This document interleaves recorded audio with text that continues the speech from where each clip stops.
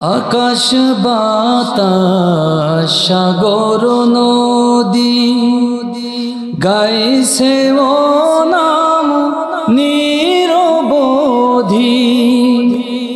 পাখ পাখালি কণ্ঠে শুনি, পাখ পাখালি কণ্ঠে শুনি, নিত্য অবিরাম আল্লাহু আল্লাহু কি যে মধুর নাম। ডাকলে ও নাম সোহাগ ভরে, নিত্য জোয়ার প্রেম সাগরে। আঁকলে ও নাম মনের কাবায়, আঁকলে ও নাম মনের কাবায়, নাচে রক্ত ঘাম আল্লাহু আল্লাহু কি যে মধুর নাম। আল্লাহু আকবার। উসমান ইবনে আবু তালহা চিন্তা করেছেন আজ কাবা বাইতুল্লাহর প্রেসিডেন্সি ক্ষমতা আব্দুল্লাহর পুত্র মুহাম্মদ রাসূলুল্লাহ সাল্লাল্লাহু আলাইহি সাল্লামের হাতে। মুহাম্মদ সাল্লাল্লাহু আলাইহি সাল্লাম যদি আমাকে পায়, আমাকে হয়তোবা দুনিয়া থেকে বিদায় করে দেবে। আমার বন্ধুগণ, অথচ কাবা মক্কা বিজয়ের পরে আল্লাহ রসুল সাল্লাল্লাহু আলাইহি সাল্লাম কিন্তু কাউকে কটু কথা বলেন নাই। জোরে বলেন ঠিক কিনা? আমার নবীর সাথে উসমান ইবনে আবু তালহার সাক্ষাৎ পর্যন্ত হয় নাই। আমার বন্ধুগণ, কিন্তু স্বৈরাচারের দোসর যারা, অপরাধী যারা, অপরাধ যারা করে, তাদের মনে কিন্তু সব সময় অপরাধটা দাগা দিয়ে ওঠে। জোরে বলেন ঠিক কিনা? আমার ভাইরা, 5 তারিখের পরে বিভিন্ন গ্রামগঞ্জ বাজার থেকে অনেকে গ্রাম ছেড়ে পালিয়েছে। বাজারে এসে দোকান খোলে না, একেবারে নীরব। তারা বলে আমরা কি করেছি, আমরা তো কিছুই করি না। ভয়তে তারা পালিয়ে দৌড় দিয়েছে, অথচ তাদেরকে কেউ বলে নাই যে আজ থেকে বাজারে এসো না। আমার বন্ধুগণ, তার কারণ হলো এরা হলো সেই স্বৈরাচারের দোসর যারা নীরবে গোপনে বাংলার জমিনে কোরআনওয়ালা মানুষদেরকে মিথ্যা মামলা দেওয়ার জন্য তারা অনুপ্রেরণা জুগিয়েছিল। জোরে বলেন ঠিক কিনা? আমার ভাইরা, আমরা একটা ছোট্ট গল্প মনে পড়ে গেল, ভাই বলবো? অপরাধ যারা করে, অপরাধীদের মনে অপরাধ সবসময় কিন্তু একটু খুসুক মেরে ওঠে। আমার ভাইরা, এক গ্রামে একটা জারি গান হচ্ছে। আগে যখন জারি গান হতো, মুরব্বীরা জানে, ওই সমস্ত জারি গানের ভেতরে কিন্তু খারাপ কথাবার্তা বেশি থাকতো না, শিক্ষামূলক কথাও থাকতো। কিন্তু আমার বাংলাদেশে এই জারি সারি গানটা যেই কিনা নষ্টা মহিলা, পতিতা মহিলা মমতাজের হাতে চলে আসলো, সেই দিন থেকে জারি গানের একটা লাইন শুনলেই অজু পর্যন্ত ছুটে যায়। জোরে বলেন ঠিক কিনা? আরে বলে ফুল্লা তো নয় যেন আগুনের দলা, আছে না নাই? মানে মহিলাদেরকে শিখাচ্ছে, যুবতী মেয়েদের, তোরা কল্পনা কর, কি সুন্দর চেহারা, জেনার ভেতরে একেবারে ঢুকাই দিয়েছে। আমার বন্ধুগণ, আমার ভাইরা, এই পতিত স্বৈরাচার মমতাজের মতো নষ্টা মহিলা, বাজারি মহিলা, রাস্তার মহিলাকে পবিত্র সংসদ ভবনে নিয়ে সংসদকে পর্যন্ত অপবিত্র করেছে। জোরে বলেন ঠিক কিনা?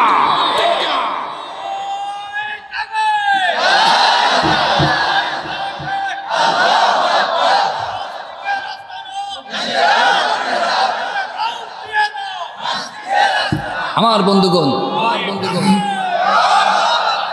বাংলার জমিনের সংসদ হলো জনগণের কথা বলার জায়গা। জোরে বলেন ঠিক কিনা?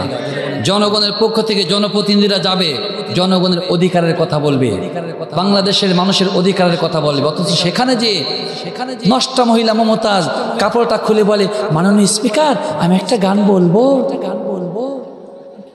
আছে না নাই? ওটা কি গান বলার জায়গা? গান বললে যদি বাংলাদেশের উন্নয়ন হতো, তা আমাদের দেশে সব নারীদেরকে বলতাম যা, আমরা সকলে আমাদের বউদের বলতাম তোমরা যাও যে একটা গান গেয়ে আসো। কথা বলে না। আমার ভাইরা, ওই যে গ্রামে জারি গান হচ্ছে, যে পাড়ায় জারি গান হচ্ছে ওই গ্রামের অন্য এক পাড়ার একজন মহিলা বলছে, মনে মনে ভাবছে হারে যাই একটু জারি গান শুনে আসে। আমার বন্ধুগণ, মহিলা যেতে যেতে যেতে যেতে রাস্তার মাঝে দেখে একটা, ভাই যে সময় জারি গানটা হচ্ছে ওই সময়টা কুল পাকার মৌসুম, এই যে বর্তমান যখন কুল পাকছে এরকম সময়। মহিলা যেতে যেতে দেখে রাস্তার পাশে ইয়া বড় একটা টক কুল গাছ। কোনো মহিলা যদি টক কুল গাছ তলাতে যায় আর টক কুল দিকে একবার চোখ যায়, ভাই কুল না খেয়ে কি তার জাহানটা শান্তি হবে? মহিলা মনে মনে বলছে আরে যদি একটা কুল পাইতাম না জাহানটা শান্তি হয়ে যেত। ভাই যেই নিয়ত, আল্লাহ নিয়তটা কবুল করেছে। ভাই নিয়ত করেছে ঠিক আছে, কবুল হয়েছে। একটা কুল টপাস করে পড়েছে, ভাই পড়বে না পড়বে পায়খানার ওপরে। মহিলা চিন্তা করলে যে কুল একটা পড়বে তা পায়খানার ওপরে, যাক এদিকে তাকা দেখে কেউ নাই, কুলটা তুলে ঝেড়ে দিয়েছে।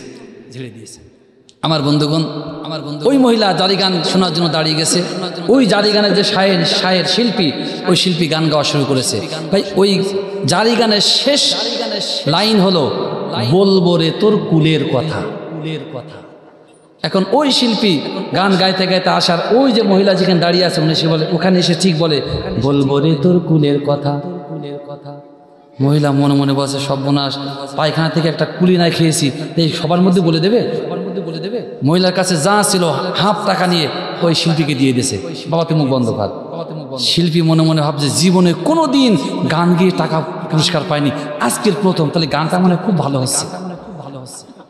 ওই শিল্পী আবার ঘুরতে ওই মহিলা যেখানে সে বলছে বলবো রে তোর কুলের কথা। মহিলা বলছে একটা কুলি নাই খেয়েছি, ভাই এত বিপদে টাকা যা ছিল সব দিয়ে দিছে। শিল্পী বলছে বাহ এটা খুব ভালো। ভাই ওই শিল্পী গাইতে গাইতে সেম জায়গায় এসে বলছে বলবো রে তোর কুলের কথা। যেই কিনা বলেছে বলবো রে তোর কুলের কথা, মহিলা 5 জুতো খুলে বলছে তোর কুলের কথা বলাচ্ছি। মায় তা কি মায়। শিল্পী বলে রে আমার মারানি কেন কি সমস্যা কি? বলছে এই বেটা আমি একটা কুল খেয়েছি পায়খানা থেকে, তোর বাপের কি? ও যে কুল খেয়েছিল অডিয়েন্স বা শিল্পী বা যারা গান করে এরা কি কেউ জানে?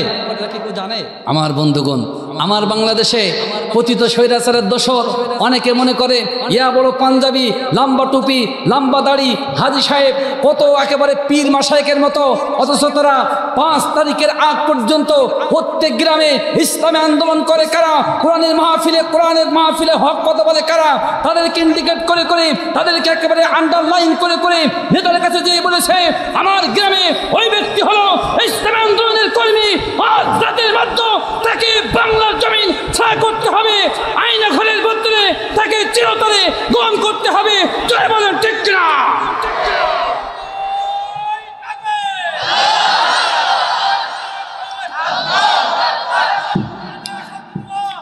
আমার বন্ধুগণ, আমার ভাইরা, যেই কিনা 5 তারিখ এসেছে ওরা চিন্তা করছে আমি যে আমাদের গ্রামের ইমাম সাহেবের বিরুদ্ধে বলেছিলাম, গোপনে মামলা দিয়েছিলাম, গোপনে ইমাম সাহেবের বিরুদ্ধে মামলা দিয়েছিলাম, ইমাম সাহেব মনে বুঝতে পেরেছে, মনে ওই যে খুসুক মেরে উঠেছে, এই খুসুক যেই মেরেছে ও গ্রাম ছেড়ে চিরতরে পালিয়ে গেছে। অথচ ইমাম সাহেব কিন্তু একটা দিনের জন্য ওর বিরুদ্ধে কোনো কথা বলে না। জোরে বলেন ঠিক কিনা? আমার ভাইরা গভীর মনোযোগ। উসমান ইবনে আবু তালহা যেই কিনা মক্কা বিজয় হয়ে গেল, আমার নবীজির ভয়ে উসমান ইবনে আবু তালহা নিজেকে লুকায় রাখলো। আমার বন্ধুগণ, এই উসমান ইবনে আবু তালহার মনে কেন এত ভয়? আল্লাহ রাসূল যখন নবুয়ত পেলেন, আমার নবীজি আল্লাহ রাব্বুল আলামিনের পক্ষ থেকে নামাজের আদেশটা পাওয়ার পরে রাসূল সাল্লাল্লাহু আলাইহি সাল্লাম যখন কাবা বাইতুল্লাহতে নামাজ পড়তে যেতেন, আমার বন্ধুগণ, আমার নবীজি কাবা বাইতুল্লাহর মধ্যে কোনোদিন যাওয়ার একটু চান্স পেতেন না। আল্লাহ রাসূল সাল্লাল্লাহু আলাইহি সাল্লাম কাবা বাইতুল্লাহর মাথাপে দাঁড়িয়ে নামাজ আদায় করতেন। আমার ভাইরা, বিশ্ব নবী সাল্লাল্লাহু আলাইহি সাল্লাম যখন সিজদায় যেতেন, এই 1 নম্বর স্বৈরাচার আবু জেহেল তার বাহিনী দিয়ে আমার নবীজির ঘাড়ে উটের ভুঁড়ি চাপিয়ে দিত। রাসূল সাল্লাল্লাহু আলাইহি সাল্লাম কি ইবাদত বন্দেগী করতে দিত না। আমার নবীজিকে নামাজ পড়তে বাধা দিত। রাসূল সাল্লাল্লাহু আলাইহি সাল্লাম একদিন জোহরের সময় নবীজি আমার নামাজের জন্য আসলেন। রাসূল দেখলেন ওই কাবা বাইতুল্লাহ চাবি রক্ষক উসমান ইবনে আবু তালহা কাবা বাইতুল্লাহ তালা লাগিয়ে বাড়ির দিকে যায়। আমার নবীজি উসমান ইবনে আবু তালহাকে বলে, উসমান ইবনে আবু তালহা রে, এই কাবা বাইতুল্লাহ চাবিটা যদি আমাকে দিতে। উসমান ইবনে আবু তালহা এই কাবা বাইতুল্লাহর মধ্যে যে আমি রাসূল সাল্লাল্লাহু আলাইহি সাল্লাম নামাজ আদায় করতাম, আমার মনিবের সাথে সিজদা যে মনের সুখের কথা দুইটা কথা বলতাম। রাসূল যখন এই কথা বললেন, উসমান ইবনে আবু তালহা বলল, মুহাম্মদ তুমি কি বললা আর একটাবার বলো।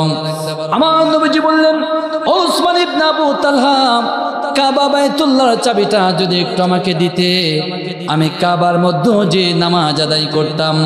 উসমান ইবনে আবু তালহা বলল, মুহাম্মদ রে, তোমার মতো গরিব, তোমার মতো এতিম, তোমার মতো ক্ষমতালেস পাওয়ারলেস কোন মানুষ এই কাবা বাইতুল্লাহ চাবি পাওয়া তো দূরের কথা, কাবার ভেতরে প্রবেশ করা তো দূরের কথা, কাবা বাইতুল্লাহ চাবিটা কোনোদিন হাতে নিতে পারবে না। আমার নবীজি বললেন, উসমান ইবনে আবু তালহা রে, এই কাবার চাবি আমি চিরদিনের জন্য চাই না, একটু সময়ের জন্য দাও। আমার নবী যখন দ্বিতীয়বার চাবিটা চাইলেন, উসমান ইবনে আবু তালহা আল্লাহ রাসূল ককত্ব ভাষায় গালিগালাজ করা শুরু করলো। আমার নবীজিকে এত অকথ্য ভাষায় গালিগালাজ করা শুরু করলো, বিশ্বনবী সাল্লাল্লাহু আলাইহি সাল্লাম মনে দুঃখে দরদর করে দুই চোখ দিয়ে পানি চলে আসে। আমার রব্বুল আলামিন জিব্রাইলকে বলে, জিব্রাইল এখনই চলে যাও, আমার বন্ধুকে জানিয়ে দাও, ইয়া রাসূলুল্লাহ, ইয়া হাবিবাল্লাহ, হুজুর আপনি কাঁদবেন না। এমন একটা সময় আসবে, এমন একটা টাইম আসবে যে সময়ে কাবা বাইতুল্লাহ চাবির দায়িত্বটা আমি রব্বুল আলামিন আপনার হাতে উঠিয়ে দেব। ওগো নবীজি, শুধু তাই নয়, এমন একটা টাইম আসবে যে সময়ে মক্কাতুল মুকাররমার প্রেসিডেন্সি পাওয়ারটাও আমি রব্বুল আলামিন আপনার হাতে উঠাই দেব। আমার নবীজি উসমান ইবনে আবু তালহাকে বলে, উসমান ইবনে আবু তালহা রে, এমন একটা সময় আসবে, এমন একটা টাইম আসবে যে সময় রব্বুল আলামিন কাবা বাইতুল্লাহর মুতাওয়াল্লির দায়িত্বটা আমার হাতে দিবে। শুধু তাই নাই রে উসমান ইবনে আবু তালহা, এই মক্কাতুল মুকাররমার প্রেসিডেন্সি পাওয়ারটা রব্বুল আলামিন আমার হাতে উঠিয়ে দিবে। আমার নবীজি যখন এই কথা বললেন, উসমান ইবনে আবু তালহা বলে, মুহাম্মদ রে, তোমার এই স্বপ্ন চিরজীবন দুঃস্বপ্ন হয়ে থাকবে, ক্ষমতা জীবনেও পাবে না। আমার নেতা যতদিন থাকবে ততদিন পর্যন্ত ক্ষমতা থাকবে। আমাদের লক্ষ্য উদ্দেশ্য হলো 2044 সাল পর্যন্ত। জোরে বলেন ঠিক কিনা? ভাই মিলে গেছে, মিলে গেছে, মিলে গেছে, একেবারে খাপে খাপ, বাপে বাপ, পতিত স্বৈরাচার আবু জেহেলের কমপ্লিটলি ম্যান্ডেটটা বাস্তবায়ন করার জন্য বাংলার জমিনকে বেছে নিয়েছিল। জোরে বলেন ঠিক কিনা? তার কারণ এই পতিত স্বৈরাচারের যারা বাবা দাদা নানি বাড়ি ওই দিল্লিওয়ালারা বুঝতে পেরেছিল বাংলার জমিনের হরানারা মানুষ যদি বাংলার জমিনে একটা বারের জন্য দাঁড়িয়ে যায়, তাদের ব্যবসা বাণিজ্য সব কিছু চিরতরে বাংলার জমিন থেকে গুটিয়ে যাবে। জোরে বলেন ঠিক কিনা? এই জন্য তারা চেয়েছিল যে বাংলার জমিনে এই স্বৈরাচার যাতে চিরজীবন থাকে তার একটা বন্দোবস্ত করা। জোরে বলেন ঠিক কিনা? আল্লাহ রাসূল সাল্লাল্লাহু আলাইহি সাল্লাম উসমান ইবনে আবু তালহা, এমন একটা সময় আসবে এই মক্কার প্রেসিডেন্সি পাওয়ারটা আল্লাহ আমার হাতে উঠিয়ে দেবে। উসমান ইবনে আবু তালহা বলল, এই স্বপ্ন জীবনে কোনোদিন বাস্তবায়ন হবে? আমার ভাইরাম, বিশ্বনবী যখন মক্কা বিজয় করলেন, আমার নবীজি মক্কা বিজয় করার পরে সাহাবীদেরকে বললেন, সাহাবীরা রে, ওই উসমান ইবনে আবু তালহা কোথায় আছে তাকে খোঁজ করে নিয়ে আসুন। গোটা মক্কার জমিন তন্ন তন্ন করে খোঁজা হলো, উসমান ইবনে আবু তালহাকে কোথাও খুঁজে পাওয়া গেল না। আমার নবীজি সাহাবারাম কাবা বাইতুল্লাহ সাদারোহণ করলেন। কাবা বাইতুল্লাহ সাদারোহণ করে দেখলেন কে যেন মাথাটা লুকিয়ে পালিয়ে আছে। আমার নবীজি সাহাবীদেরকে বললেন, সাহাবীরা রে, ওর মাথাখানা উঁচু করো, আমি একটু দেখতে চাই কে। রাসূলের সাহাবারা যখন উসমান ইবনে আবু তালহাকে উঁচু করলেন, রাসূল বলল, উসমান ইবনে আবু তালহা, আজকের আর পালিয়ে থেকে লাভ হবে না, কাবা বায়তুল্লাহ সাদ থেকে নিচে নেমে আসো।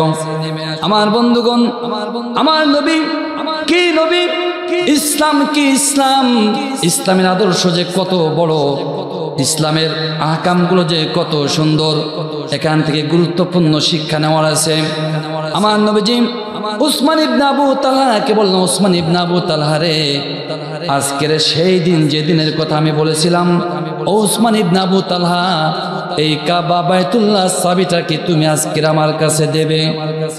আমার নবীজি উসমান ইবনে আবু তালহাকে ধমক দিলেন না, নরম সুরে যখন বললেন, উসমান ইবনে আবু তালহা বুঝতে পারল, আরে এই নবী হলো সত্যিকারের নবী, এই নবী হলো শ্রেষ্ঠ নবী, এই নবীর আনিত জীবন ও বিধান হলো শ্রেষ্ঠ জীবন বিধান।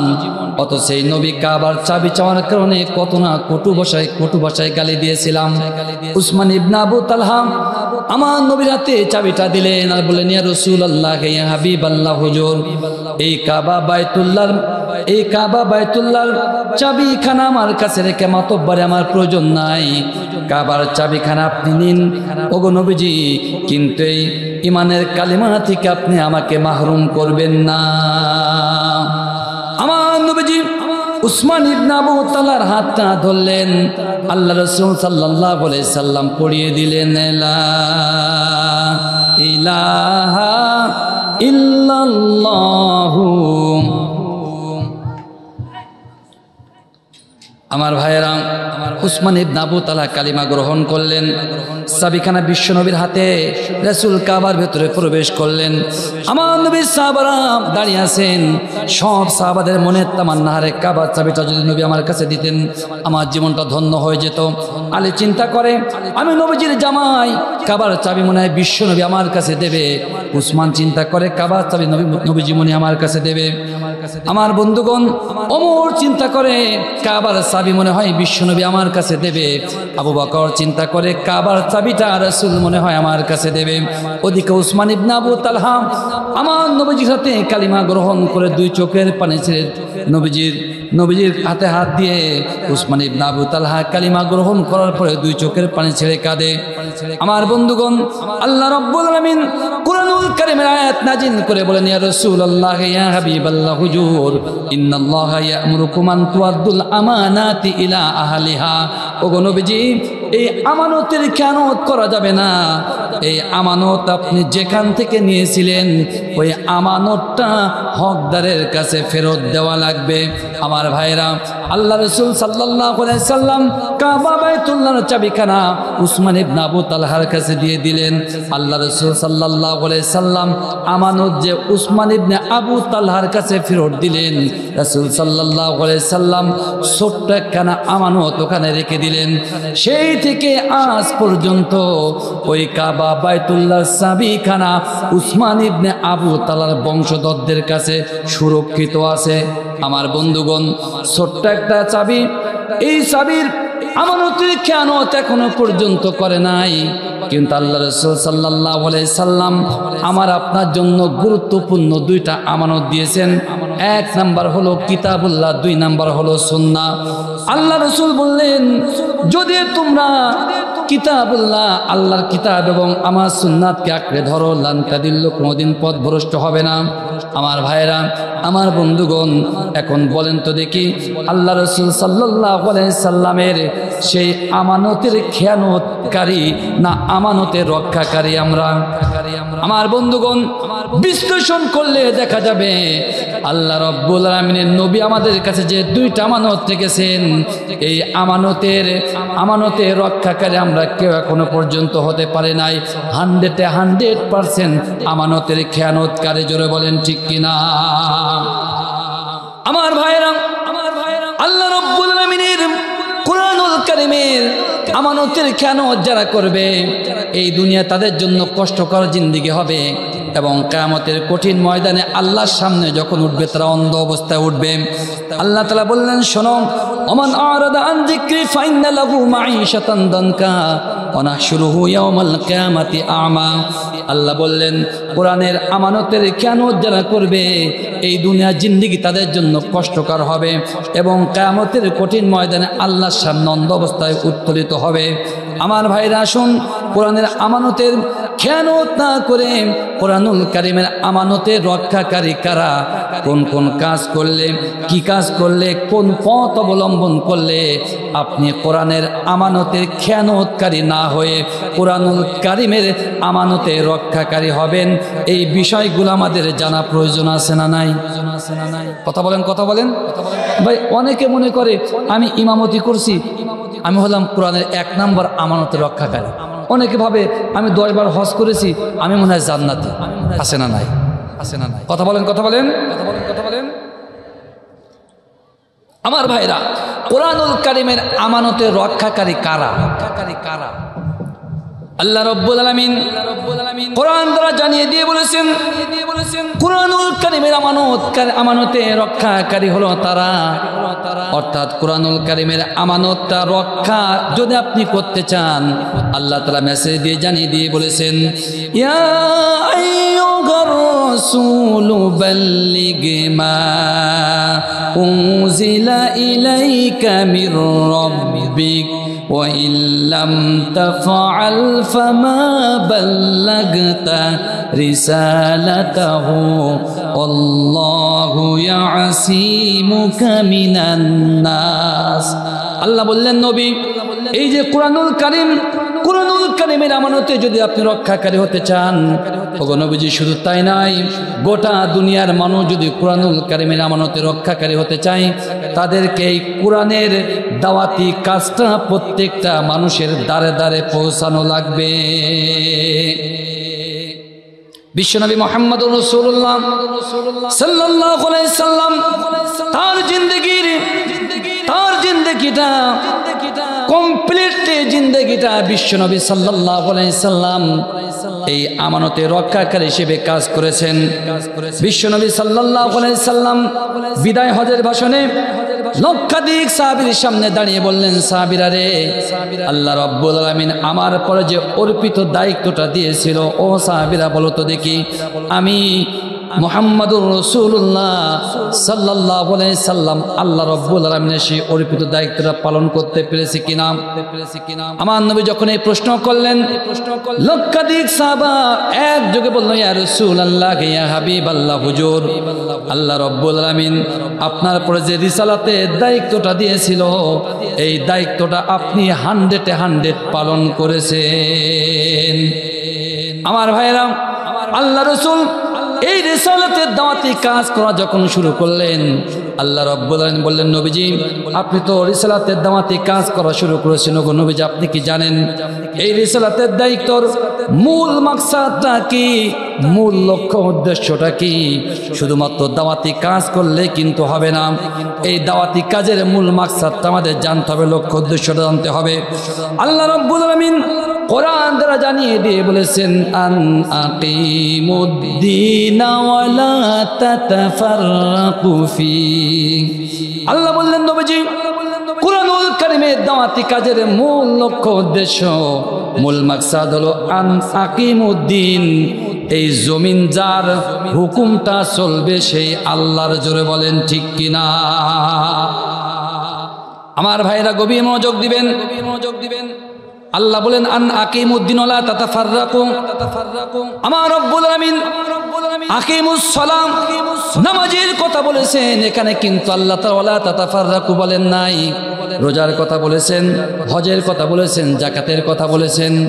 আমার বন্ধুগণ, এত বিধানের কথা বলার পর আল্লাহ তাআলা কিন্তু ওয়া লা তাতাফাররাকু বলেন নাই। কিন্তু রব্বুল আলামিন দিন কায়েমের কথা যখন বললেন, রব্বুল আলামিন বললেন, শোনো, এই দিন কায়েমের বিষয়ে কোনো রকম দ্বিমত পোষণ করা যাবে না। অথচ আমরা দেখি আমার বাংলাদেশে অনেক আলেম ওলামা আছে, ওরা ডাইরেক্ট ফতোয়া মেরে দেয় দিন কায়েমের আন্দোলনে যাওয়া লাগবে না, শুধুমাত্র জিকির করলে, নামাজ পড়লে, রোজা রাখলে আর ইমামতি করে নিজের ইমানটা আর কাপড় চোপড় ঠিক রাখলে আল্লাহ রাব্বুল আলামিনের জান্নাত পাওয়া যাবে। জোরে বলুন নাউজুবিল্লাহ। আমার ভাইয়েরা, শুধুমাত্র নামাজ পড়লে যদি জান্নাতে যাওয়া যেত,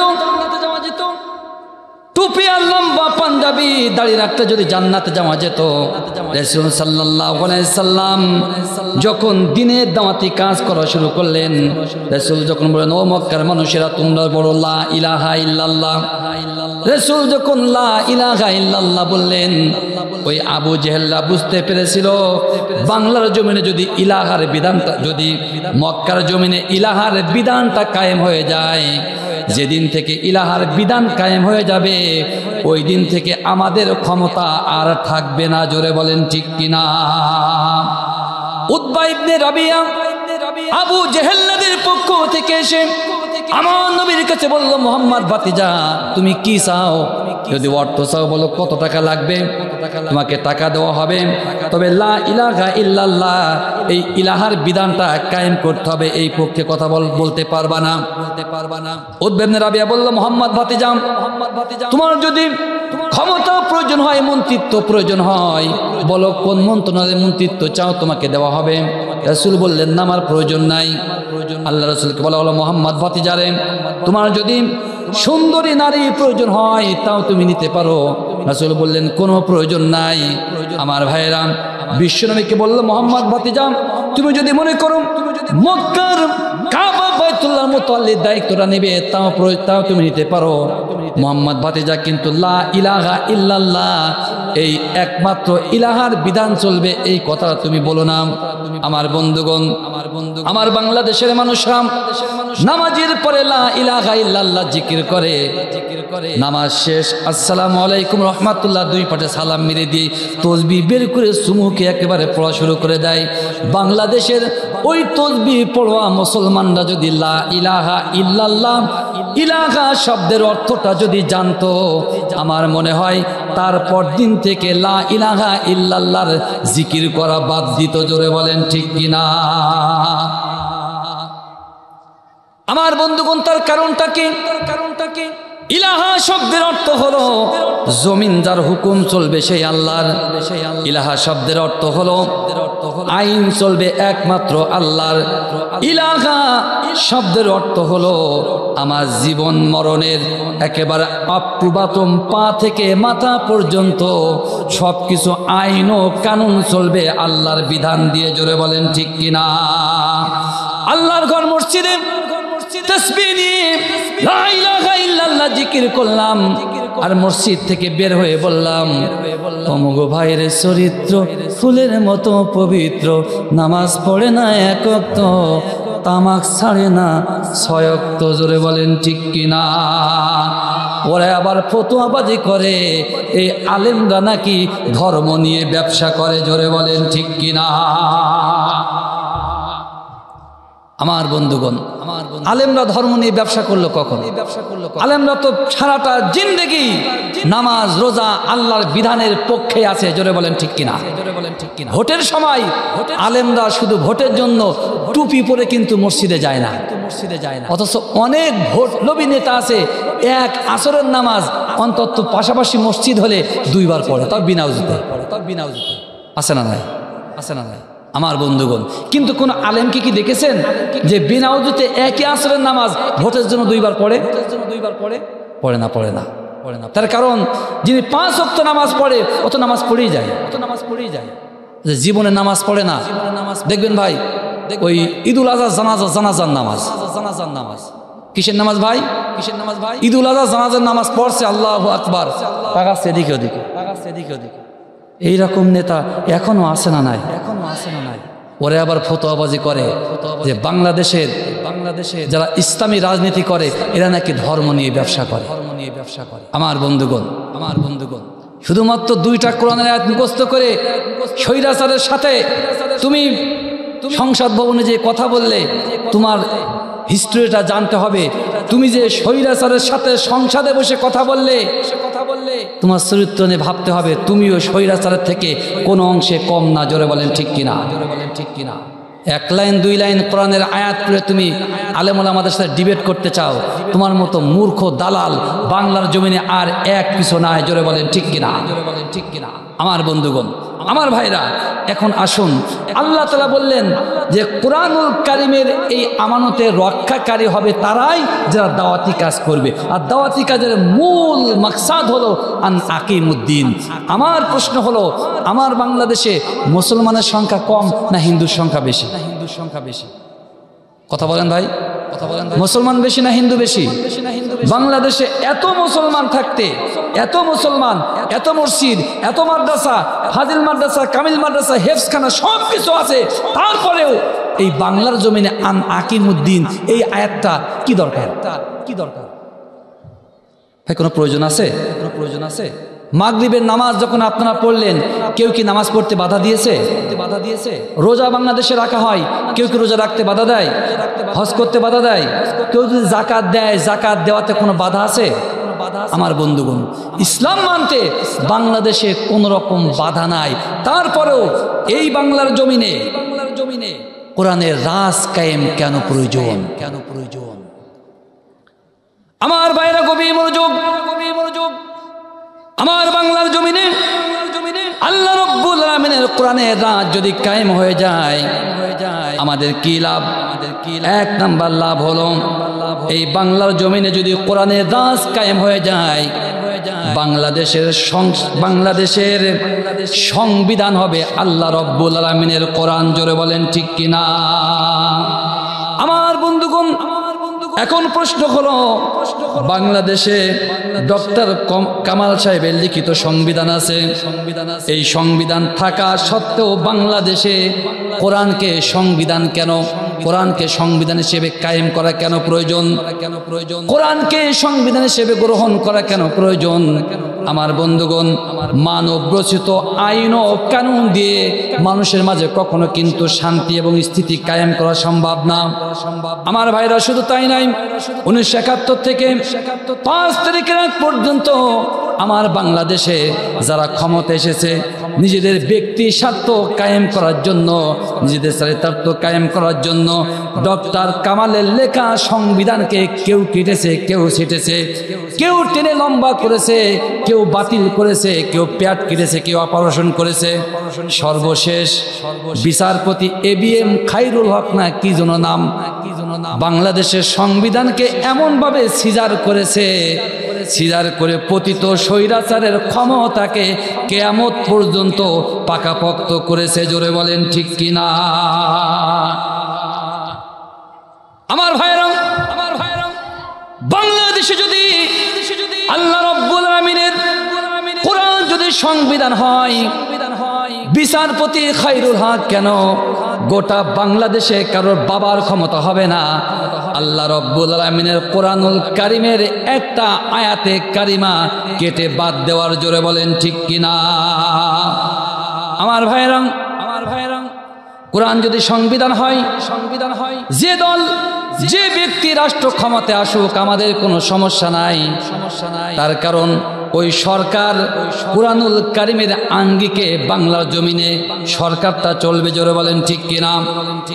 যেই রাষ্ট্র ক্ষমতা আসুক না কেন, বিচার ব্যবস্থা যখন কোরআন দিয়ে হবে, মিথ্যা সাক্ষ্য ওখানে গৃহীত হবে না। আমার ভাইয়েরা, ব্যক্তি স্বার্থ ওখানে কায়েম হবে না, কোনো বৈষম্য ওখানে থাকবে না। তার কারণ আল্লাহ রাব্বুল আলামিনের কোরআনে কোনো বৈষম্য নাই। আল্লাহ রাব্বুল আলামিনের কোরআন কোনো ব্যক্তির জন্য ব্যবহৃত হয় না। কোরআনুল কারীম সবার জন্য সমান। আমার ভাইরা, শুধু তাই নাই, কোরআনুল কারীমকে যারা সংবিধান হিসেবে গ্রহণ করবে না, আল্লাহ রাব্বুল আলামিন কোরআন দ্বারা জানিয়ে দিয়ে বলেছেন, ওয়া মাল্লাম ইয়াহকুম বিমা আনজালাল্লাহু ফাউলাইকা হুমুল কাফিরুন। আল্লাহ বললেন, শোনো, কোরআনুল কারীমকে যারা সংবিধান হিসেবে গ্রহণ করবে না, ওরা মুসলমান না, ওরা হলো কাফের। আমার ভাইরা, এখন বলেন তো দেখি, কোন কাফের কি জান্নাতে যেতে পারে? কখনোই যাবে না। সুতরাং জান্নাতে যাওয়ার অন্যতম শর্ত হলো আল্লাহ রব্বুল আলামিনের কোরআনুল কারীমকে সংবিধান হিসেবে গ্রহণ করা লাগবে। জোরে বলেন ঠিক কিনা? আমার ভাইয়েরা, এখন আসুন, কোরআনওয়ালা মানুষটা যদি রাষ্ট্র ক্ষমতায় যায় অথবা বাংলার জমিনে যদি কোরআনের রাজ কায়েম হয়ে যায়, আমাদের কি লাভ? আমার বন্ধুগণ, 1971 থেকে আজ পর্যন্ত বাংলার জমিনে নামাজ কায়েম করার জন্য কত ওয়াজ মাহফিল, কত সভা, কত সেমিনার। শুধু তাই নাই, ওই ভারত থেকে তাবলিগ জামাত আসে আমার দেশে মানুষকে নামাজের দাওয়াত দেওয়ার জন্য। পাকিস্তান থেকে আসে, ফ্রান্স থেকে আসে, আমেরিকা থেকে পর্যন্ত আসে আমার বাংলাদেশের মুসলমানদেরকে নামাজের দাওয়াত দেওয়ার জন্য, নামাজ কায়েম করার জন্য। আমার বন্ধুগণ, বলেন তো দেখি, 71 থেকে আজ পর্যন্ত এত ওয়াজ, এত তাবলীগওয়ালা কাজ, তারপরেও কি বাংলাদেশে নামাজ কায়েম হয়েছে কিনা? নামাজ কিন্তু কায়েম হয় নাই। আমার বন্ধুগণ, এই হালাতে যদি কিয়ামত পর্যন্ত যায়, আল্লাহর কসম করে বললাম, যত ওয়াজ মাহফিল করা হোক না কেন, আর গোটা পৃথিবীর তাবলীগওয়ালা মানুষরা যদি ওই ঢাকার জমিনে এসে মারামারি কাটাকাটি, লাখ লাখ খুন খারাপি করে, তারপরেও বাংলাদেশে নামাজ কায়েম হবে না। আমার ভাইয়েরা, কিন্তু আমি গ্যারান্টি দিয়ে বলতে পারি, বাংলার জমিনে যদি কোরআনওয়ালা মানুষরা ক্ষমতায় যায়, আল্লাহ রব্বুল আলামিনের বিধানটা যদি কায়েম হয়ে যায়, আমার বন্ধুগণ, এরকম 1 বছর 10 বছর লাগবে না, একটা মাত্র আদেশের মাধ্যমে বাংলার জমিনে নামাজ কায়েম হয়ে যাবে। আমার ভাইরা, তার কারণটা কি? আল্লাহ রব্বুল আলামিন কোরআনওয়ালা মানুষরা যখন রাষ্ট্র ক্ষমতায় যাবে, তাদের প্রথম ভাষণটা কি হবে, তাদের প্রথম আইনটা কি হবে, তাদের প্রথম অর্ডিন্যান্সটা কি হবে, আল্লাহ রব্বুল আলামিন কোরআনুল কারীম দ্বারা জানিয়ে দিয়ে বলেছেন, আল্লাযীনা ইম্মাক্কান্নাহুম ফিল আরদি ইয়াকামুস সালাতা ওয়া আতাউয যাকাতা ওয়া আমারু বিল মা'রুফি ওয়া নাহাউনা আনিল মুনকার। আমার বন্ধুগণ, কোরআনওয়ালা মানুষটা যখন রাষ্ট্র ক্ষমতায় আসীন হবে, প্রথম সংসদ ভবনের প্রথম যে অধিবেশন বসবে, ওই অধিবেশনে প্রধানমন্ত্রী এবং রাষ্ট্রপতি যৌথ স্বাক্ষরে একটা আইন এবং বিল পাস হবে। ওই আইনের মাধ্যমে ঘোষণা করা হবে, যদি জোহরের ওয়াক্তের আগে এই বিলটা পাস হয়, আমার ভাইরা, রাষ্ট্রপতি এবং প্রধানমন্ত্রীর যৌথ স্বাক্ষরে ঘোষণা করা হবে, আজ থেকে বাংলার জমিনে যে সমস্ত মুসলমানদের উপরে নামাজটা ফরজ হয়েছে, ওদের প্রত্যেকের জন্য নামাজ বাধ্যতামূলক করে দেওয়া হলো। জোরে বলেন ঠিক কিনা? আমার ভাইরা, জোরের পূর্বে যেই কিনা নামাজটা বাধ্যতামূলক করে দেওয়া হবে, আমার ভাইরা, পুলিশ কিন্তু থানায় বসে থাকবে না, বিজিবি বসে থাকবে না, সেনাবাহিনী বসে থাকবে না, নৌবাহিনী বসে থাকবে না, সব বাহিনী একযোগে বের হয়ে যাবে। আমার বন্ধুগণ, এই যখন যৌথ বাহিনীর অভিযান যখন চলছিল, আপনারা দেখেছেন সেনাবাহিনী এবং বিডিআরের হাতে 2 থেকে 2.5 হাত লম্বা এরকম বড় বড় মাল ছিল। দেখেছেন ভাই? আর কি ফাইন এরকম কালার করা, যেই কিনা রাষ্ট্রপতির ঘোষণা হয়ে যাবে, সেনাবাহিনী, আর্মি, পুলিশ, বিডিআর ওই লম্বা লম্বা মাল নিয়ে প্রত্যেক গ্রাম, মহল্লা, বাজার এসে যখন টহল দেবে, যে দেখবে হারে 70 বছরের মুরব্বী, জোহরের আজান হচ্ছে আর মুরব্বী সিনেমা দেখছে, কহো না প্যার হে, কহো না প্যার। মুরব্বী বসুরি বাবা, যৌবন যদি একবার ফিরে পাতাম, পিয়ার কাকে হয় দেখাই দিতাম। আমার ভাইরা, সেনাবাহিনীর সদস্যরা ওই 2.5 হাতে মাল নিয়ে এসে মুরব্বীর কাপড়টা উঁচু করে যেই কিনা বাড়ি শুরু করবে, বাবা পিয়ারার দরকার নেই, আগে মসজিদে পালা। কথা বলে না।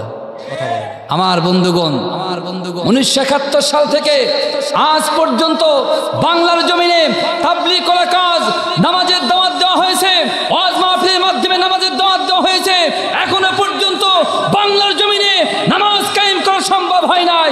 শুধুমাত্র একবার বাংলার জমিনে কোরআনের রাজ কায়েম হয়ে গেলে সব মানুষ বলেন ঠিক কিনা? আমার বন্ধুগণ,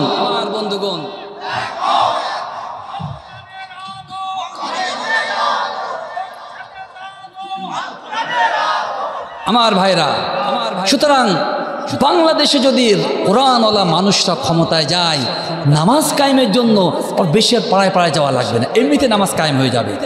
আমার বন্ধুগণ, নামাজ যেখানে কায়েম হয়ে যাবে এরকম একটা রাষ্ট্র ব্যবস্থা আমাদের বাংলার জমিনে প্রয়োজন আছে না নাই?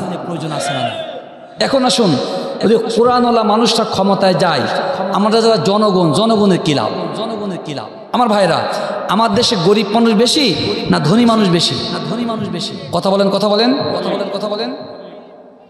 1971 থেকে 5 তারিখের আগ পর্যন্ত কত মামু, কত খালু, কত খালা ক্ষমতায় আসলো, শুধুমাত্র তাদের ভাগ্যের উন্নয়ন হয়।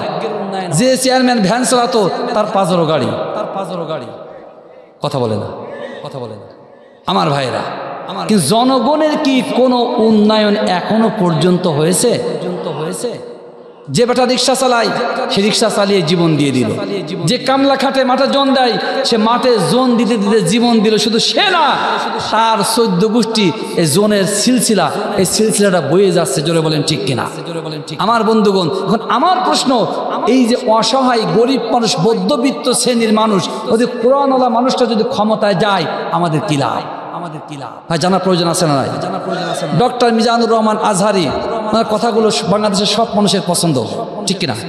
উনি শুধু বলেছেন যে এক দল খেয়ে গেছে আর এক দল খাওয়ার জন্য রেডি হয়ে আছে।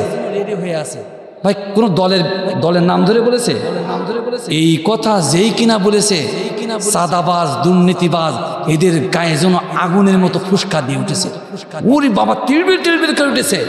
হ্যাঁ, আমাদের বলল ওই যে বলবরে তোর কুলের কথা, খুচুত মেরে উঠছে। আমরা যদি খাওয়ার জন্য রেডি হয়ে থাকতাম, আমাদেরও কিন্তু একটু গায়ে জ্বালা দিয়ে উঠতো। জোরে বলেন ঠিক কিনা? আমার বন্ধুগণ, ডক্টর মিজানুর রহমান আজহারিকে পতিত স্বৈরাচার বাংলার জমিনে কোরআনের কথাগুলো বলতে দেয় নাই। জোরে বলেন ঠিক কিনা? আমার ভাইরা, আমি কল্পনায় আনতে পারি না মিজানুর রহমান আজহারি একজন বক্তা, যিনি কোরআনের পাখি আল্লামা দেলোয়ার হোসেন সাইদি সাহেবের ওয়াজ শুনে ওখান থেকে শিক্ষা গ্রহণ করে। জোরে বলেন ঠিক কিনা? আজ যদি বাংলার জমিনে কোরআনের পাখি আল্লামা দেলোয়ার হোসেন সাইদি বেঁচে থাকতো, আমার মনে হয় বাংলার জমিনে এমন কোনো মাঠ নয় যে মাঠে সাইদি সাহেবের দর্শকের জায়গা হবে। জোরে বলেন ঠিক কিনা? আমার বন্ধুগণ, ওরা কোরআনের পাখি আল্লামা দেলোয়ার হোসেন সাইদিকে বিদায় করে দিয়েছে। এখন দেখছে যে আর কোন আলেমের ওয়াজ শুনতে হাজার হাজার মানুষ হাজির হয়, তাকে টার্গেট করতে হবে। জোরে বলেন ঠিক কিনা? আমার বন্ধুগণ, মিজানুর রহমান আজহারি এমন একজন বক্তা, দেখেন তার কথা শুনে এই যে মাদ্রাসাতে দেখবেন অনেক ছাত্র আসে, যার বাবা মারা মাদ্রাসায় ছাত্র ভর্তি করে, নিজেদের সন্তানদের ভর্তি করে, একটাই কারণ, মিজানুর রহমান আজহারির ওই স্টাইল কথাবার্তা শুনে ওদের মনে মনে স্বপ্ন হয় যে হারে আমার ছেলে যদি আজহারি হয়ে যেত, এরকম একজন আলেম হতো, জীবনটা ধন্য হয়ে যেত। জোরে বলেন ঠিক কিনা? অথচ এইরকম আলেমের বিরুদ্ধে যারা বিষাদাগার করে, আমার মনে হয় একটু সমস্যা আছে। কথা বলে না। আমার ভাইরা আসুন, যদি আমার বাংলাদেশে কোরআনের রাজ কায়েম হয়, এই গরিব মানুষের কি লাভ? আমার বন্ধুগণ, গভীর মনোযোগ। বাংলার জমিনে কোরআনের রাজ যদি কায়েম হয়ে যায়, বাংলাদেশে কোরআনের রাজ কায়েম হয়ে গেলে পরে এই দেশ থেকে সুদ ভিত্তিক অর্থ ব্যবস্থা চিরতরে হারাম ঘোষণা করা হবে। আমার বন্ধুগণ, এখন অনেকে প্রশ্ন করতে পারে, হুজুর আপনাদের শুধু ওই মায়ের সাথে জিনা করা ছাড়া মনে হয় কোনো হাদিস পারেন না সুদ নিয়ে। আমার বন্ধুগণের ওদিকে যাব না। বাংলার জমিনে যদি ইসলাম কায়েম হয়ে যায়, এই বাংলার জমিন থেকে সুদ ভিত্তিক সব অর্থ ব্যবস্থা চিরতরে বিলুপ্ত ঘোষণা করা হবে। আর তার পরিবর্তে এই বাংলার জমিনে যাকাত ভিত্তিক অর্থ ব্যবস্থা চালু করা হবে। আমার দেশে যাকাত ভিত্তিক অর্থ ব্যবস্থা চালু হলে আমাদের জনগণের কি লাভ, গরিব মানুষের কি লাভ? আমার বন্ধুগণ, ইসলামী অর্থনীতিবিদরা রিসার্চ করে বলেছে, বাংলাদেশে নাজুক অর্থনৈতিক পরিস্থিতিতে যদি সঠিকভাবে যাকাত আদায় করা হয়, এখন আমার বাংলাদেশে প্রত্যেক বছর 40,000 কোটি টাকা যাকাত আদায় হবে।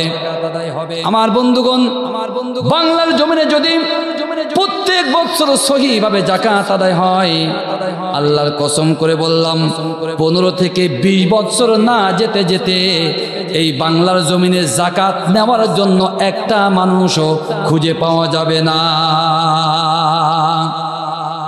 যাকাত ভিত্তিক অর্থ ব্যবস্থা যদি চালু হয়, বাংলাদেশে কোনো মানুষের অভাব থাকতে পারে না, অভাব থাকবে না। কেন থাকবে না? চলে যান খলিফাতুল মুসলিমিন ওমর ইবনুল খাত্তাব রাদিয়াল্লাহু তাআলা আনহুর জামানার দিকে যান। হযরত ওমর ইবনুল খাত্তাব রাদিয়াল্লাহু তাআলা আনহু একজন নবীজির সাহাবীকে ডাকলেন। খলিফাতুল মুসলিমিন বিশ্বনবীর সাহাবীকে বলল, সাহাবী রে, আমার বাইতুল মালে অনেকগুলো যাকাতের টাকা জমে গেছে, এই টাকাগুলো নাও, তুমি মক্কা মদিনার অলিতে গলিতে খোঁজ করে করে যাকাতের টাকা কার প্রয়োজন, যাকাতের টাকাগুলো বন্টন করো। কার অভাব আছে, যাকাতের অর্থ কার লাগবে, টাকাগুলো তুমি বন্টন করো। নবীজুর সাহাবা যাকাতের টাকা নিয়ে মক্কার অলিতে গলিতে ঘোরাঘুরি শুরু করলেন। আমার বন্ধুগণ, একদিন, 2 দিন, 3 দিন, গুনে গুনে 6 থেকে 7 দিন ঘোরাঘুরি করলেন। আল্লাহর কসম করে বললাম, ওই যাকাতের টাকা নেওয়ার মতো একটা মানুষও মক্কার জমিনে খুঁজে পাওয়া গেল না। ওমর ইবনুল খাত্তাব প্রথম সাহাবীকে পাঠানোর পরে 2 থেকে 3 দিন পরে আরেকজন সাহাবীকে পাঠালেন। বললেন, সাহাবীরে তুমিও যাও, এই যাকাতের টাকাটা মক্কার অলিতে গলিতে যাও, যাকাতের টাকা কার লাগবে, অর্থাভাব কার আছে তার কাছে যাকাতের টাকাগুলো দিয়ে দাও। এই দ্বিতীয় সাহাবাও চলে গেলেন, গুনে গুনে 3 থেকে 4 দিন ঘোরাঘুরি করলেন। যাকাতের টাকা কে নেবে, কার যাকাতের টাকা প্রয়োজন, এত বলা বলি করলে, এত গলা হাঁকিয়ে বলল, কেউ যাকাতের টাকা নিল না।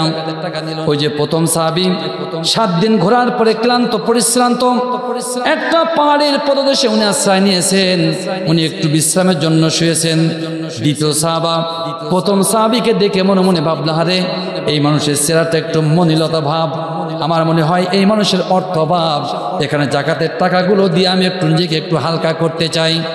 দ্বিতীয় সাহাবা প্রথম সাহাবীকে বলল, ভাই তোমার মনে হয় বিরাট অর্থভাব, আমার কাছে কিছু যাকাতের টাকা আছে, টাকাগুলো নিয়ে তুমি আমাকে উদ্ধার করো।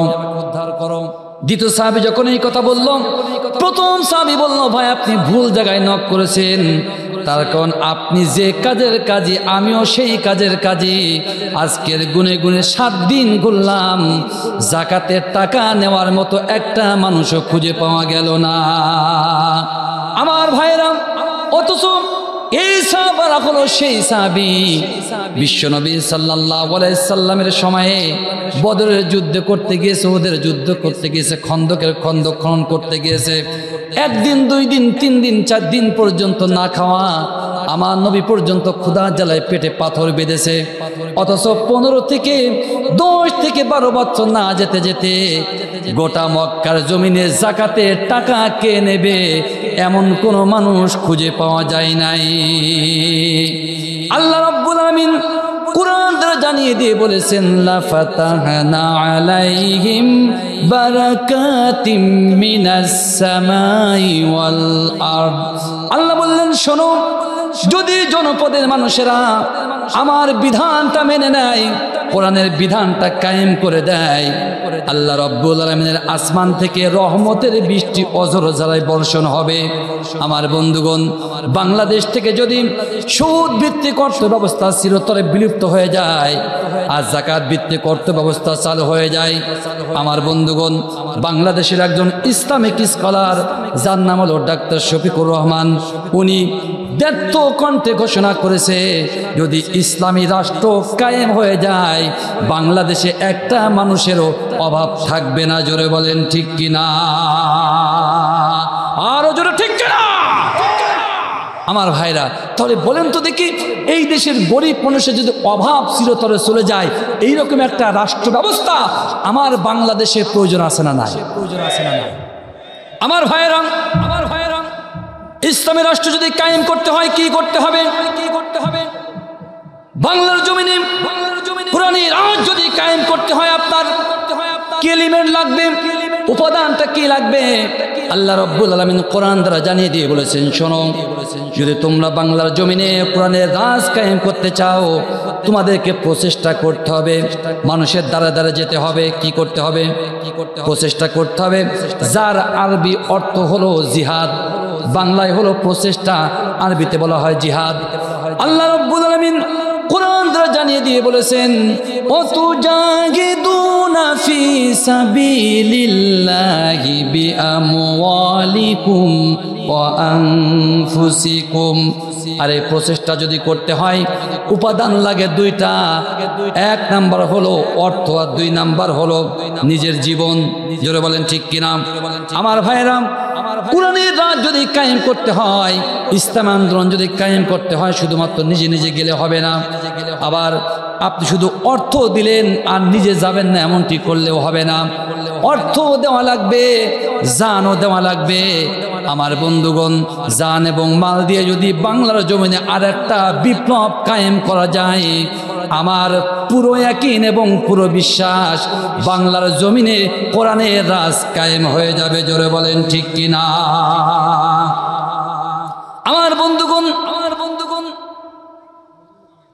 বাংলার জমিনে কোরআনের রাজ কায়েমের জন্য অর্থ এবং জীবন দিলে কি লাভ? অর্থ এবং জীবন যদি আপনি দিতে পারেন, আপনার জন্য জান্নাত হাতছানি দিয়ে ডাকে। অথচ দুঃখজনক এবং পরিতাপের বিষয় হলো সত্য, আজ বাংলাদেশের মানুষেরা ইসলামী রাষ্ট্র ব্যবস্থা কায়েমের জন্য জীবন দিতে কেউ চায় না। জোরে বলেন ঠিক কিনা? আমার ভাইরা, অথচ আমরা প্রত্যেকে জান্নাতে যেতে চাই। জান্নাতে যদি যেতে চান, আল্লাহ রাব্বুল আলামিনের দিন কায়েমের জন্য সম্পদ যেমন দেওয়া লাগবে, জীবনও তেমন দেওয়া লাগবে। জোরে বলেন ঠিক কিনা? তার কারণ আল্লাহ রাব্বুল আলামিনের রাহে জীবন দিলে জান্নাত। আমার মনে পড়ে যায় আমার নবীজির কলিজার টুকরা সাহাবা মুসাব ইবনে উমাইরের কথা আমার নবীজির কলিজার টুকরা সাহাবা সাদ সালামী রাদিয়াল্লাহু তাআলা আনহুর কথা মনে পড়ে যায়। আমার নবীজির কলিজার টুকরা সাহাবা সাদ সালামী রাদিয়াল্লাহু তাআলা আনহু নবীজির কাছে বলেন, ইয়া রাসূলুল্লাহ, ইয়া হাবিবাল্লাহ, হুজুর, আমার মনে হয় আমি জান্নাতে যেতে পারবো না। রাসূল বলল, কেন, কি হয়েছে? সাদ সালামী বলে, ইয়া রাসূলুল্লাহ, ইয়া হাবিবাল্লাহ, হুজুর, তার কারণ আপনি যত নির্দেশ দেন সব নির্দেশগুলো আমি অক্ষর অক্ষরে পালন করি। ইয়া রাসূলুল্লাহ, ইয়া হাবিবাল্লাহ, হুজুর, কিন্তু আমি আপনার একটা কথা এখনো পর্যন্ত পালন করতে পারে নাই, মানতে পারে নাই। রাসূল বললেন, সেই কথাটা কি? সাদ সালামী বলে, ইয়া রাসূলুল্লাহ, ইয়া হাবিবাল্লাহ, হুজুর, আপনি বলেছেন নিকাহ করা হলো আপনার সুন্নাহ। ওগো নবীজি, আপনার এই কথা শোনার পরে 7 থেকে 8 দিন পার হয়ে গেল। ওগো নবীজি, আমি মদিনার অলিতে গলিতে ঘোরাঘুরি করলাম, আমার সাথে মানুষেরা মেয়ে বিয়ে দেওয়া তো দূরের কথা, কোনো মানুষ আমার দিকে ভালো করে তাকায় না। তার কারণ এই সাদ সালামীর চেহারাটা ছিল কালো কুৎসিত। আমার বন্ধুগণ, ঠোঁটগুলো ছিল মোটা, এবড়ো থবড়ো নাক ছিল। আমার ভাইরা, আল্লাহ রসুলের সামনে যখন বিবাহর কথা বললেন, রসুল একটু মুস্কি মুস্কি হাসলেন। সাদ সালামী বলে, ইয়া রাসূলুল্লাহ, ইয়া হাবিবাল্লাহ, হুজুর, আমি জান্নাতে যাওয়ার জন্য পেরেশানিতে আছি, আর আপনি হাসেন, আপনি কেমন মানুষ?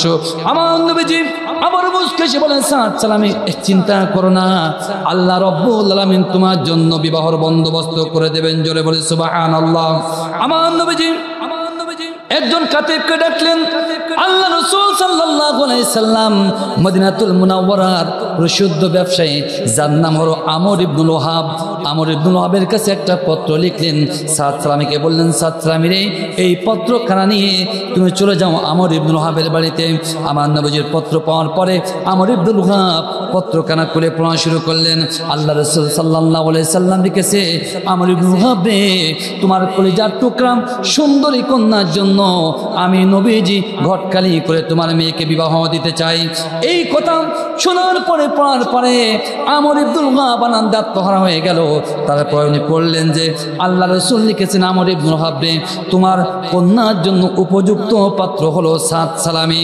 আমর ইবনুল ওয়াহাব এই কথা পড়ার পরে সাদ সালামিকে বলল, সাদ সালামি রে, আমার কন্যা হলো শ্রেষ্ঠ সুন্দরী কন্যা। শুধু তাই নাই, এই মদিনাতুল মুনাওয়ারার ভিতরে আমি একজন অন্যতম শ্রেষ্ঠ প্রসিদ্ধ ব্যবসায়ী। তুমি কেমন করে ভাবলে আমার কন্যা তোমার সাথে বিবাহ দেব? সাদ সালামি এই কথা শোনার পরে চোখের পানি ছেড়ে আমার নবীজির দরবারে আসলেন। রাসূল সাল্লাল্লাহু আলাইহি সাল্লাম বললেন, সাদ সালামি কি হয়েছে? সাদ সালামি বলে, ইয়া রাসূলুল্লাহ, আমি আপনার কাছে বিবাহের কথা বললাম ওগো নবীজি, কিন্তু আপনি যে আমাকে এমন জায়গায় পাঠাবেন আমি তো বুঝতে পারি নাই। আমার নবীজি সাদ সালামের কাছে সব কথা শুনলেন। সাদ সালামি যখন ফিরে আসলেন, আমর ইবনুল ওয়াহাবের কন্যা তার কলিজার টুকরা পিতাকে বলল, বাবা, আপনি কি ভুল কাজ করলেন? আপনি কি জানেন না, কোন মানুষ যদি ইমানদার হতে চায় আল্লাহ রসুল এবং আল্লাহ রব্বুল আলামিনকে সব থেকে বেশি মহব্বত করা লাগবে এবং ভালোবাসা লাগবে। আল্লাহ রসুল সাল্লাল্লাহু আলাইহি সাল্লাম যা কিছু বলবে সেই কথাগুলো আমাদের পালন করা লাগবে। জোরে বলেন ঠিক কিনা? আমার ভাইরা, আমার বন্ধুগণ, আমাদের ভালোবাসার কেন্দ্রবিন্দু হবে মুহাম্মাদুর রাসূলুল্লাহ। জোরে বলেন ঠিক কিনা?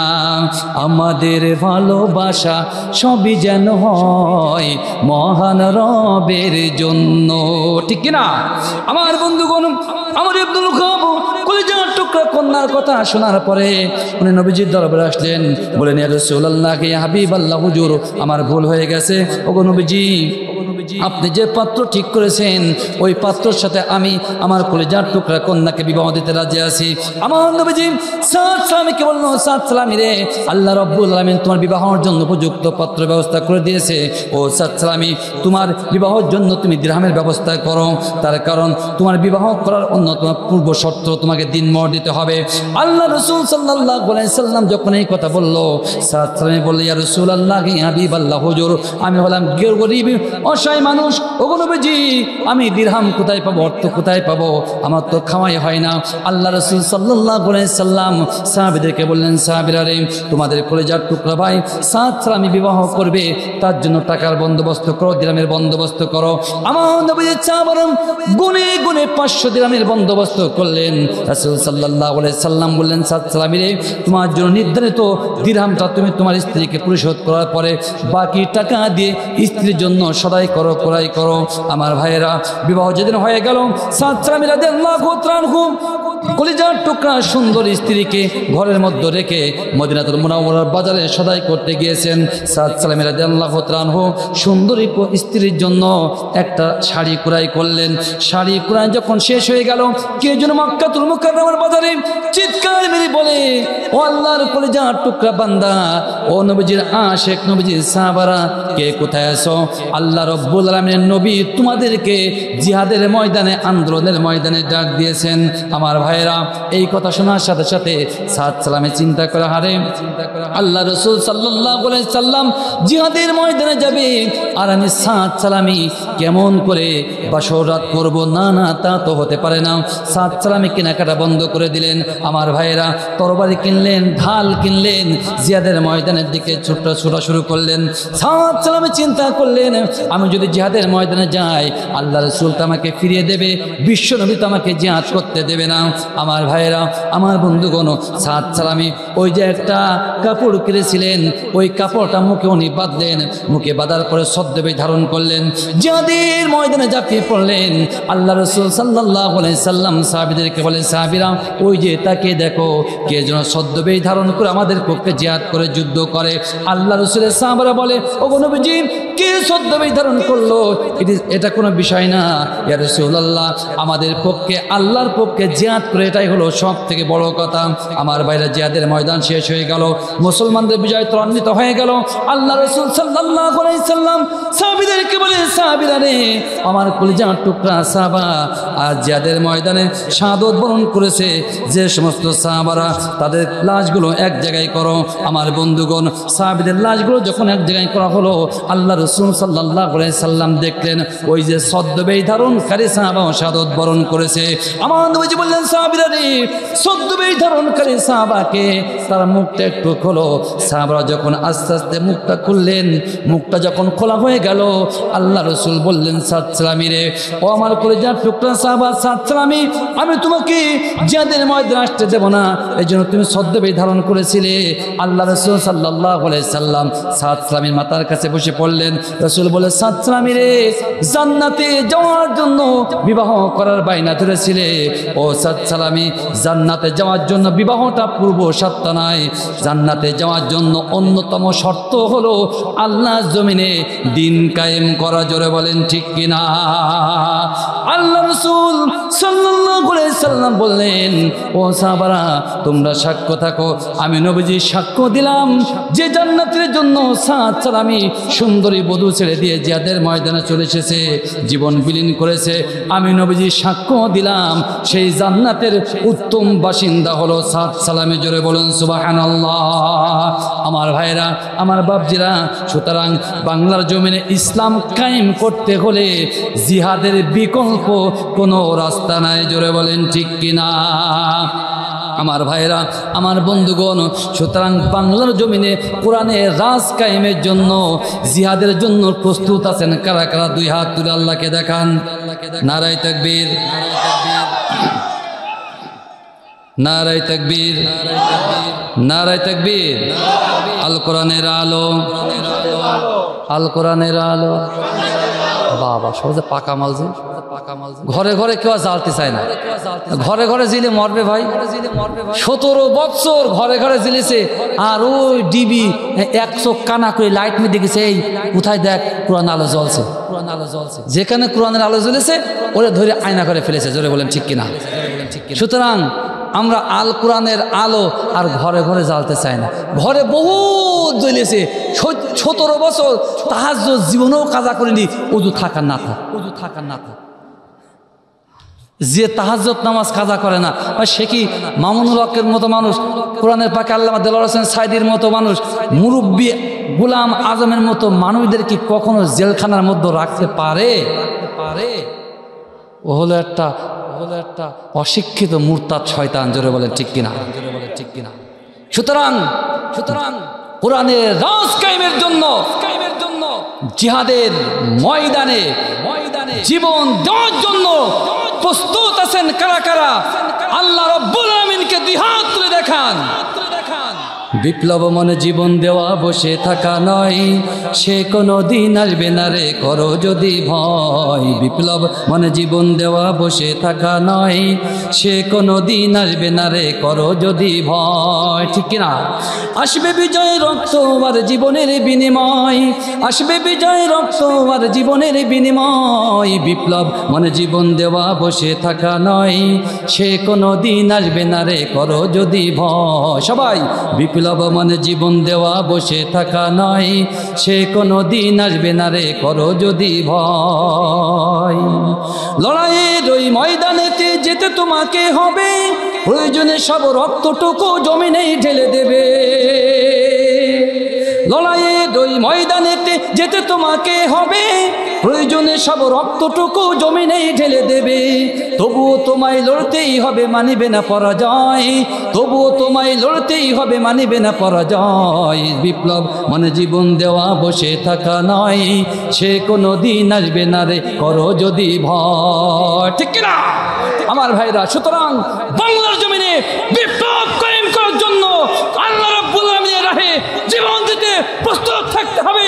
তাহলেই বাংলার জমিনে শহীদদের রক্তের উপরে আল কোরআনের আলো এবং ফুল ফুটবে। জোরে বলেন ঠিক কিনা? আমার বন্ধুগণ, অন্যথায় আবারও স্বৈরাচার এসে আমাদের মাথার উপরে চেপে বসবে। আমার ভাইরা, তাহলে বাংলার জমিনে যদি কোরআনের রাজ কায়েম হয়, আমার বাংলার জমিন হবে সত্যিকার অর্থে সোনার জমিন। জোরে বলেন ঠিক কিনা? জোরে বলেন ঠিক কিনা? আমার বন্ধুগণ, বাংলাদেশে যদি কোরআনের রাজ কায়েম হয়, অনেক নারীবাদী অনেকেই না বুঝে বলছে যে মহিলাদের নাকি ঘরের মধ্যে বন্দি করা হবে, ভাই নাউজুবিল্লাহ বলেন, কোন মহিলাকে জোর করে পর্দার ভেতরে ঢোকানো হবে না। Islamic scholar doctor Shafiqur Rahman বলেছেন যে যদি ইসলাম ক্ষমতায় আসে বাংলাদেশে কোনো মহিলাকে জোর করে পর্দা করানো হবে না। পর্দা যারা করবে তাদেরকে এত তাজিম করা হবে, এত তাদেরকে সম্মানে ভূষিত করা হবে। যারা পর্দা করে না ওই সমস্ত মা বোনরা ওরা নিজের ইচ্ছায় পর্দার ভেতরে ঢুকে যাবে। জোরে বলেন ঠিক কিনা? সুতরাং কোনো মহিলাকে জোর করে পর্দা আনা হবে না। আমার মা, আমার বোন, আপনাদের খেদমতে বলতে চাই, আপনারা যদি ইসলামী রাষ্ট্র কায়েমের জন্য আপনারা যদি কাজ না করেন, আল্লাহর কসম করে বলছি বাংলার জমিনে কোনোদিন কোরআনের রাজ কায়েম হবে না। জোরে বলেন ঠিক কিনা? অনেকে ফতোয়াবাজি করে মহিলাদের নাকি আন্দোলনে বা কোরআনের দাওয়াত দেয়া এই কাজে আসা নাকি নাজায়েজ। ওসব বিসি কাটা মৌলবী। জোরে বলেন ঠিক কিনা? বিসি কাটা মৌলবী বাংলার জমিনে আগামী দিন বাংলার জমিনে আশ্রয় পাবে না। জোরে বলেন ঠিক কিনা? ইতিহাস সাক্ষ্য দেয় মহিলারা ইসলামী আন্দোলনের জন্য, কোরআনের রাজ কায়েমের জন্য তারা রক্ত দিয়েছে, জিহাদ করেছে, শাহাদত বরণ করেছে। এক নাম্বার হলো সুমাইয়া। জোরে বলেন ঠিক কিনা? আমার জননী, আপনারা যদি কোরআনের রাজ কায়েমের জন্য বাংলার জমিনে ধৃত যদি আপনাদের পাটা মলিন হয়ে যায়, আমি আশাবাদী সুমাইয়ার সাথে আপনার হাসর নাসর হবে, আপনার জান্নাত হবে সুমাইয়ার সাথে। সুতরাং আমার জননী, জান্নাতে যদি যেতে চান আসুন, ইসলামী আন্দোলন ব্যতীত অন্য কোনো পথ আমার জানা নাই। নামাজ পড়া যেমন ফরজ, তার থেকে বড় ফরজ হলো কোরআনের রাজ কায়েম করা। যাকাত দেওয়া যেমন ফরজ, তার থেকে বড় ফরজ হলো কোরআনের রাজ কায়েম করা। পর্দা করা যত বড় ফরজ, তার থেকে বড় ফরজ বাংলার জমিনে কোরআনের রাজ কায়েম করা। জোরে বলেন ঠিক কিনা? আল্লাহ তাআলা কোনো বিধানে বলেন নাই ওয়ালা তাতাফাররাকু ফিহি, শুধুমাত্র দ্বীন কায়েমের বিষয় আল্লাহ বলেছে এখানে দ্বিমত পোষণ করা যাবে না। অথচ দেখেন যত দ্বিমত সব এখানে আল্লাহ যা বলেছে তার বিপরীত। আমার ভাইরা, আমার বন্ধুগণ, আসুন আমরা আলোচনার শেষ পর্যায়ের দিক যেতে চাই। আমার ভাইরা, আমার মায়েদের সম্পর্কে কিছু কথা বলার দরকার, ঠিক কিনা? না বললে মায়েরা একেবারে রাগ করবে। আমার জননী, আপনাদের খেদমতে বলতে চাই, মাত্র চারটা কাজ করলে ইমামে আজমে আবু হানিফা বলেছে এই দুনিয়া থেকে ওই মহিলাটা আল্লাহর ওলি হিসেবে বিদায় নেবে। বলেন সুবহানাল্লাহ, বলেন। মহিলারা না বলতে আসছেন, পক্ষ থেকে বলে দেন। আসলে পুরুষরা বিরাট হিংসুটে যা, মেয়েদের ভালো চায় না। মেয়েদের ভালো বললে পুরুষদের গা জ্বলে। জ্বলবে না তা কি করে? 17 বছর যে মালা মহিলিছে আমাদের 17 বছর মহিলারা তো হুমকি দিয়েছে, ক্ষমতায় বলো আমরা, কথা বলে না। এই ভয় দেখে আমাদের মুখটা 17 বছর বন্ধ করে রেখেছে।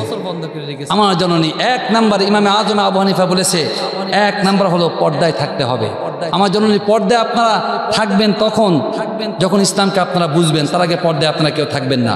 2 নাম্বার স্বামীর খেদমত করতে হবে। 3 নাম্বার প্রতিবেশীর সাথে ভালো আচরণ করতে হবে এবং ইসলামে আন্দোলন করতে হবে। 4 নাম্বার শ্বশুর শাশুড়ির খেদমত করতে হবে। আমার মা গভীর মনোযোগ, এই 4টা কাজ করে নেওয়ালে একজন মহিলা এই দুনিয়া থেকে বিদায় হয়ে গেল। ওই মহিলা ছিল পর্দানিশিনা মহিলা।